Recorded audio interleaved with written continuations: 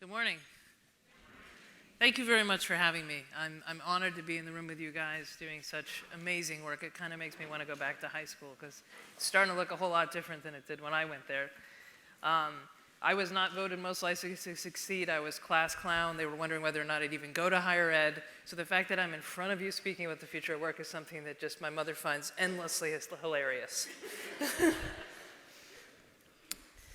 So to start off and give us like a really big frame to think about how the world is changing, in this process of writing papers that went viral, I have crossed paths with Thomas Friedman from the New York Times, and he's now a mentor of mine.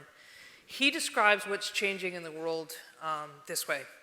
He says we're in the middle of 3 simultaneous climate changes. So we're having an acceleration in technology. That's something you're probably aware of. Pretty soon, anything mentally routine or predictable could be replaced by some sort of technology. We're going through an acceleration in the market, where a trade war is no longer a simple thing, it's a complicated thing. When jobs are digitized, they can soon be frictionlessly spread around the world. So we're going to soon have a human talent cloud in which to participate, but also in which to compete. And then we're going through an acceleration in the change of our climate, where we once had the option to change, to save that species or mitigate climate change later. Later is no longer an option, it's now. And those 3 things together, he says, are reshaping our world. His focus is politics, but he says they're changing across these dimensions. Work and learning is different. Geopolitics are different. Community, what the concept of community is different, and ethics is going through a major change. Collectively, he says that that's changing political parties. We're seeing them blow up around the world. And he said instead of left and right, we should be looking at systems of nature. Systems in nature constantly adapt to change. They're complex adaptive systems that focus on resilience and propulsion. And that's sort of the mindset we need to get into when we think about work. So while my focus is on work and learning, I think this broader change is an important thing for you guys to understand. This is the world your students will be in, or in already. So my general future work thesis that was in that first paper that went viral is essentially this. Where we were once, education existed in one band, career in the next band, retirement in the next band. So if you went to university or not, it was probably like the first third of your life was education. Then you got on that career ladder, escalator that you sort of rode up, until you collected your pension and you died a year later. And that was the design. That was the plan. We couldn't afford 30-year vacations. We still can't. Success measures there were, did I successfully codify and transfer skills into a new set of professionals to create a deployable workforce? If you had gotten on that first step on the ladder, educators had done their job. That's not the case anymore. I think now it looks like this. Life expectancy is not 90 yet, but it will be sometime soon, particularly in the developed world. Education, I use the word learning. I think education suggests an end state of being educated, where learning is continuous. So I use the word learning repeatedly. Instead of career, I say leverage. It's a leverage of learning. It's a relationship with the learning. And then the reality is longevity. And those bands, you'll notice, now overlap. And the career escalator is gone. It's now a web. I've heard other organizations describe it as rock climbing or surfing, where you're catching different waves. It's a different mentality, and you're always dipping back into learning, and learning is part of work. You remain engaged later in life, and some data just came out this week I'll describe to you that sort of blew my mind. And the success measures here really align very well with your learning goals. It's learning agility, adaptability, agency, and it's fueled by purpose. Purpose was once the domain of the trust fund babies. We need to reclaim that. Everybody gets to have purpose. Everybody must have purpose. So the old formula for work, when I speak to, I'm increasingly speaking to HR professionals, which I find really encouraging that they're starting to think about this stuff, was that you had some sort of credential, whether it was a degree from university or a training certificate or something that went beyond high school most likely. Then you had some sort of talent or skills that is evidenced as a type of capability. So it could be an internship, it could be a project, it could be a past job. And then you were hired for a job. You were part of the deployable workforce. So my collaborator, Chris Shipley, who's actually from out here, said, you know what, we're in a moonshot phase right now. I said, what do you mean? She said, we couldn't hire the first experienced moonwalker. We had to think differently about how we went to the moon. We are now going to have to look at the world of work more like a moonshot. And in that world, we think it looks like this. You start with culture. Every company will start with culture. So you all have phones, I imagine. In your phone, you add and delete applications repeatedly, yes? Or sometimes you just add them if you have enough space. We have taught education in this country like an application. Like, we're going to teach you to do something to be that thing for your whole life. And now we need to focus on developing underlying operating system so that you can run many applications. It's a shift in how we think about education and learning. So you start with culture. You still need evidence capabilities. You can't just get a job just because you align with their culture. Then I think you'll notice the plus here becomes an X. The multiplier becomes your ability to learn and adapt. And that creates your high-value talent. I think this is the new formula for work, and I'm finding a lot of HR folks are at least aspirationally agreeing with me. They're still in the traps of our current systems. So I call my think tank work to learn because in the past we learned to do something in order to be that thing. We learned to work. And now we must work in order to learn continuously. And in the past, when we worked in order to learn, our identity was bestowed. So you got your identity, your degree, your position at a company, your association with a brand. What's the first thing we ask each other all the time? What do you do? And that's a social signal about where you fit in the pecking order, what kind of person you are. And I think we need to shift that to a self-actualized identity that's internally validated and connected to purpose. So the macro context of kind of what's happening in the world, if you look at the top 5 largest companies by market capitalization, how our economy is valued, in 1917, 100 years ago, these companies, steel, oil, meat packaging companies, they created value by extracting value from natural assets. 50 years ago, it was all man-made, scalable production of man-made assets. So it was part of the Industrial Revolution. If you look now, they're all digital companies. And it's not about the technology, or it's not about the digital. It's about the rapid ability to learn. So it's scalable learning. We're shifting from what John Hagel from Deloitte says is an era of scalable production, which is what our system of learning were built for, to a system of scalable learning and adapting. So the good news is we're getting smarter as humans, as a species, that is. If you believe the Flynn effect, we have to reset the average IQ every 10 years or so because we keep going up. I know it's just one measure of intelligence, but we have more information coming at us. Our worlds are more complex, so we have to think differently, and our brains are evolving. But around 1950, we started something else. We started on another path of developing something that gives us cognitive relief, not just physical relief. And soon, if you believe Ray Kurzweil, this may outstrip, at least across this type of dimension, human intelligence. And while that's happening, this velocity of change, we're actually living longer, and a lot longer. So if you were born in 1750, your life expectancy was 37 years old. If you're born in 2050, your life expectancy is going to be close to 100. That's an incredible change in longevity at a time where change is happening more quickly. So if you look at some of the paradigm-shifting changes that are due to come out in the next 20 years or so, and you look at the life expectancies, where we once had multiple generations to absorb a change, we will now have to absorb many changes within a single generation. And as educators, you have to help students become prepared to adapt to continuous change. That's a tall order. So we're entering what the World Economic Forum refers to as the 4th Industrial Revolution. Each industrial revolution is built on the prior one. They're each happening much more quickly.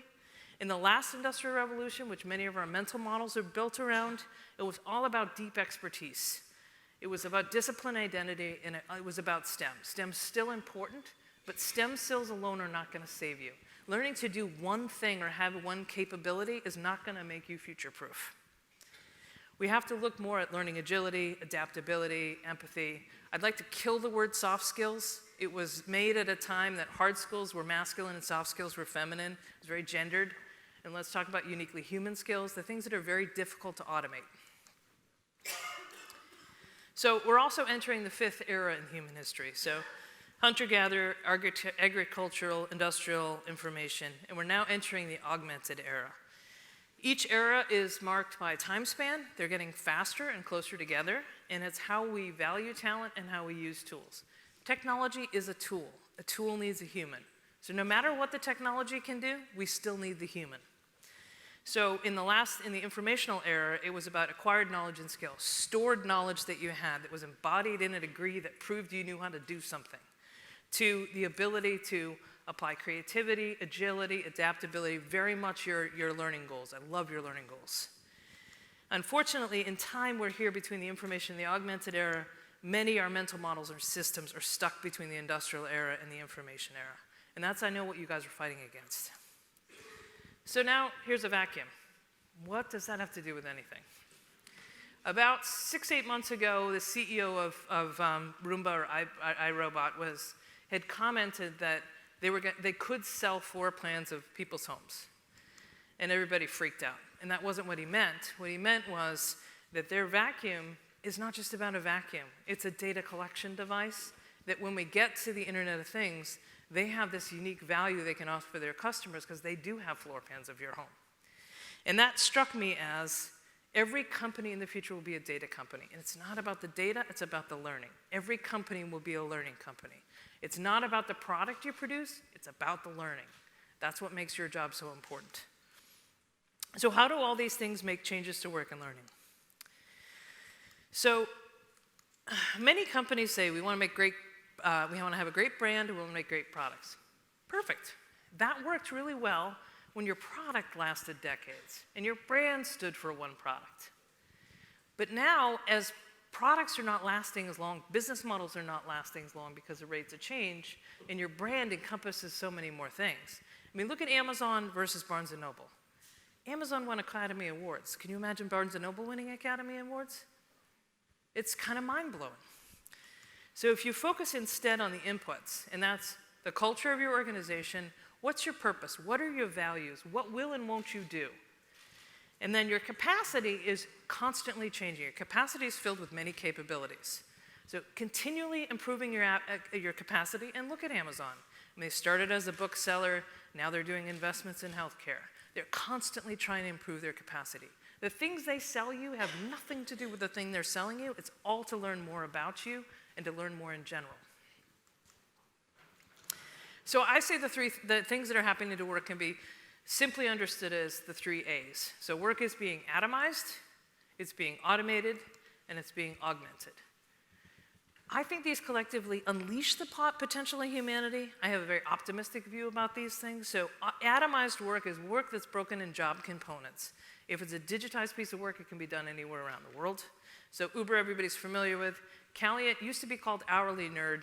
They're trying to disrupt the management consulting industry. So instead of hiring McKinsey for $1 million or $2 million minimum contract, you can hire somebody from Caliant that went to one of these top business schools, and you can hire them for as little as a week or an hour.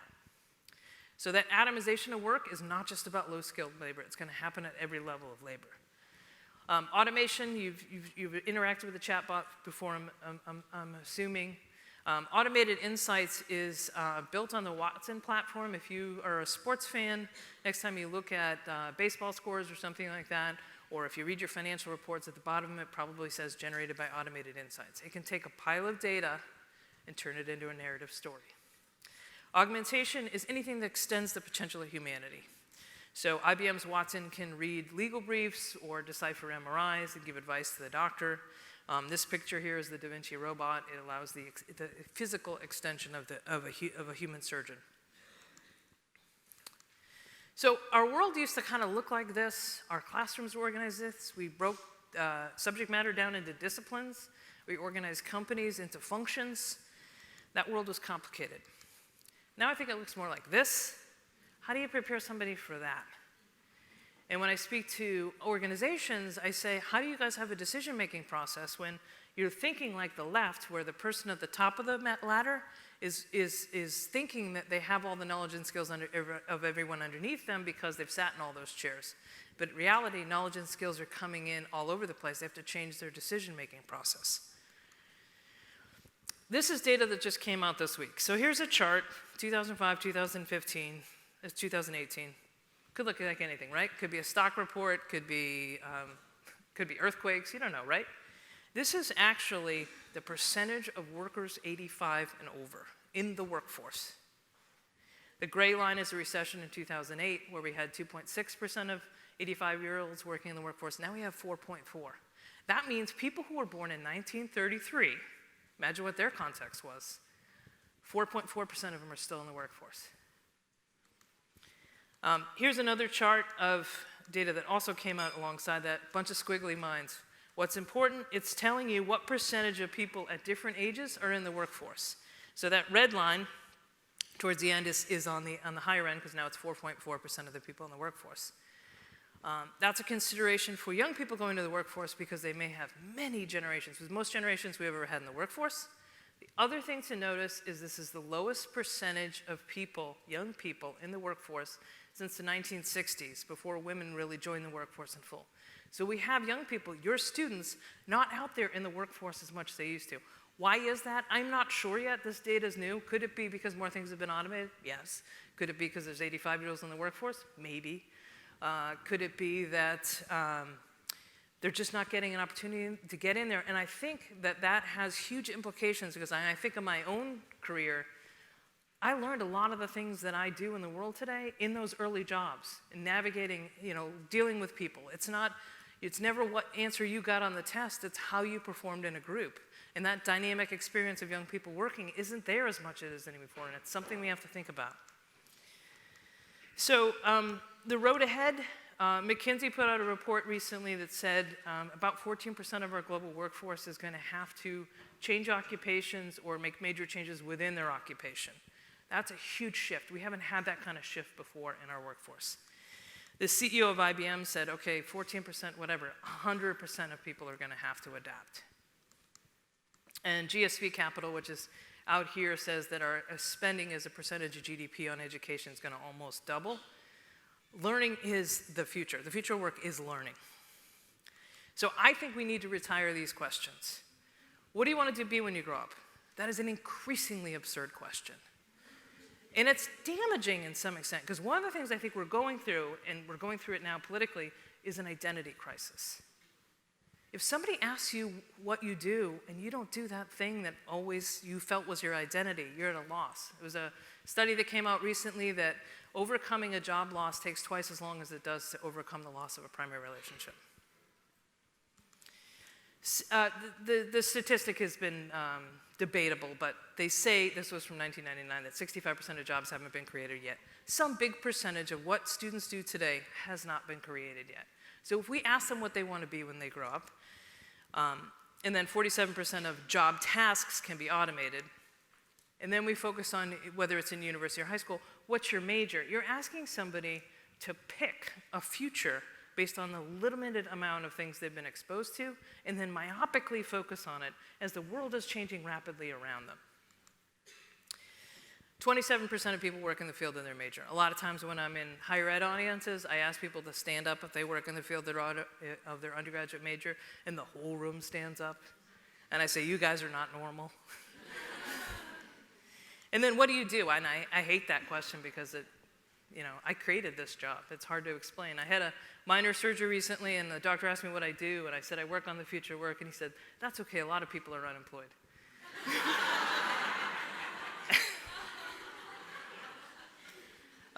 Research from the Foundation for Young Australians, which I'll distribute that to you guys if you want to.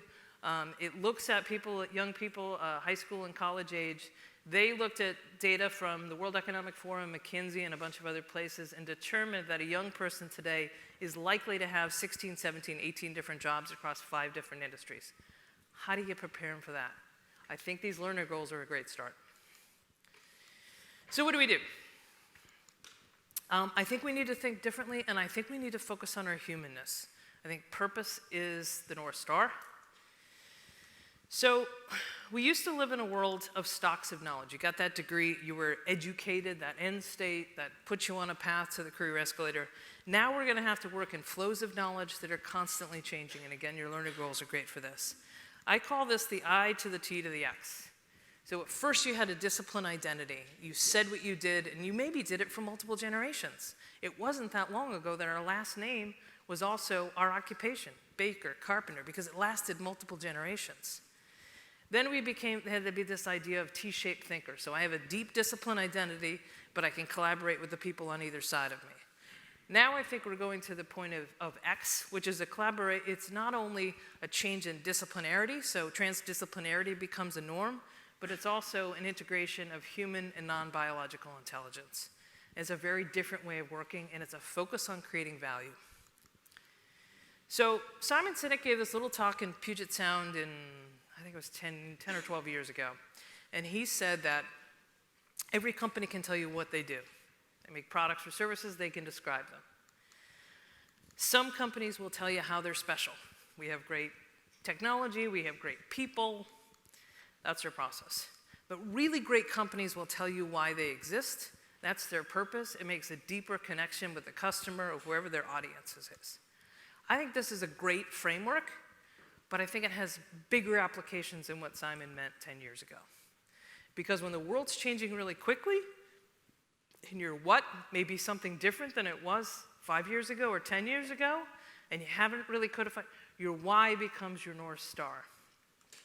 So when it becomes to your students, their why is their purpose. What interests you, what drives you. And purpose is not something you go outside and you stumble across. Purpose is something you work hard to cultivate and understand. Your how is your superpowers. What are your unique capabilities? What are you good at? How do you create value? And then your job is the what, and you're going to have a lot of whats. So don't put the what out there as the North Star, that aspirational future self. Put the why out there. Because if they're going to have multiple jobs across multiple different industries, we have to start with the why. So in my work in higher education, I refer to this as an agile learning mindset. This is for people who've already come out of high school, so some of those foundational knowledges they already have. And the areas I think are important are learning agility, the ability to learn, unlearn, know your learning styles, uniquely human skills, again, killing that soft skills, empathy, social intelligence, creativity, adaptability, the ability to navigate ambiguity and unstructured problems, and then agency, which is motivation, self-awareness, personality types. Another group that I work with took all the research from the Institute of the Future of Work that said these are 10 skills for the future. We debate whether or not they're skills or mindsets, but they cluster into 3 areas: the art of humanness, navigating the new world, and working with bots. And this group is creating a digital platform with videos that can be consumed on any device to help people orient in this new world around these 10 skills. So it's design mindset, sense making, social intelligence, novel and adaptive thinking, transdisciplinarity, new media literacy, cross-cultural competence. I see a lot of connections between this and your work. Virtual collaboration, computational thinking, and cognitive load management. And this group has traveled the world and found experts for each of these skills, and they have these videos, online training. So I took your learner goals and I took some liberties to try to say, okay, what do they mean to me when I look at the world of work? I read all the kind of posters you had to sign, and I said, okay, foundational knowledge. I think what you guys are really talking about is how do you understand context and how do you orient yourself in the world? And then I said, okay, fundamental literacies, I think what you're talking about is how you explore the world and how you express yourself. And then original thinkers, to me, was how do you create value? And that isn't just financial value, although it may be. It's all forms of value. How do you create something new? How do you create new knowledge? How do you contribute to society? And then generous collaborators is how you express your humanness and how you interact with others, how you decipher the world. And then learners for life is really how you guys are setting that expectation of agency. That's my translation of, it may not be right, but it's my translation of what I think. I think they're excellent, but that's how I think about them in terms of the world of work. So in conversations with some of my friends, looking at people navigating through different career paths and looking at the waves of automation and technology and globalization that are coming, I kind of came up with this career map. So if you're sitting today in a job, and this is what your students will have to go to in the future, you have your current role. There are a lot of people who look at their current role like it's going to be there forever. It's not. If waves of automation are coming and enhancements in technology that allow you to not do things anymore. So think about all the things you used to do, you don't have to do anymore because of technology. Every time you shed a skill or a task, you should be picking up at least 1 or 2 more tasks. So what new knowledge and skills should you be reaching up for? What ways can technology enable you to extend your capabilities? How does it allow you to augment? And those things collectively should move you towards your next role, which is, using the surfing analogy, which I love a lot, is catching your next wave. And this is a process that will be continuous. For some people, it may be every year. For some people, it may be every decade. But the expectation of a static career is faulty logic. And then within an organization, I say, okay, if you take that framework, you will have people go through this process repeatedly on what Reid Hoffman calls tours of duty. And that's how the organization collectively improves its capacity. This may be a good question today when you guys go out to the technology companies to say, do you do any sort of tours of duty? How do you do learning? How do you socialize learning that's taken place? How do you move people around within an organization? So this is a picture of, I thought it was kind of a cool picture, from the Guinness Book of World Records. It was 2015, I think in LA, most people on a surfboard. So the concept of career surfing and the concept of learning is a social act. And so you're not going to be on that surfboard alone. You're often going to be down there with other people. Some may jump off, some may jump on. So I just like this mental image. So I look at the hierarchy of education as being, we used to look and say, okay, if somebody has a major deficit, we'll address it, but for the most part, we'll just like move people through the factory pipeline. Get them their foundational skills, and it's not foundational literacy. It's like whatever they needed to do to pass the standardized tests or keep the school district funded. Give them some domain expertise, push them out there in the workforce, best of luck.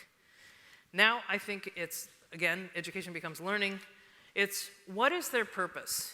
What are the learning conditions? And you gotta be explicit about them. They could be everything from poverty and hunger to learning deficits, whatever they may be. If learning's gonna be lifelong now, we don't have the option of ignoring those things. We have to be explicit about them. And then focus on, instead of foundational skills, foundational knowledge and fundamental literacies. Focus on not only getting those as stocks of knowledge, but using them in flows of knowledge. And then domain expertise, you do have to have the ability to do something that creates value, but know that you'll have to add and delete those things like you do applications on your phone. And then to me, the top of the pyramid is your ability to learn and adapt. So the life blocks used to look like this. We were educated, we worked, we retired, and we kind of moved through like that over 73 years. But now I think that whole thing is shifting about 90 degrees. So work becomes engage, and you'll have a series of engagements. Education becomes learning, and it's lifelong. And retire becomes reconditioned, the lifespan's longer, and we move through it differently. That means new systems of work, new systems of education, new social safety nets. So my sort of summary to all this is, in the old economy, learn to do something, to do it to produce a unit of value. And that you did that and you punched your clock for what was 30 or 40 years. Now the new reality is learning how to learn, which is really fundamental, important that it happens in grade school, high school, higher ed. We need it to happen everywhere. Learning and doing become a combined act, and I had the infinity symbol. Didn't know you guys had it too, so it's great we both have it. And then the first time I shared some of this information with Laurene, she said, I think you're missing something. She's absolutely right, so I updated it. And the why becomes the flywheel that makes it all work, your purpose. The byproduct becomes the unit of value. So products and services are exhaust from learning in a company. And so individuals, the ones you're educating, have to focus continually on how they increase their capacity. That's how I see the future of work. And with that, I'll take any questions. Thank you very much.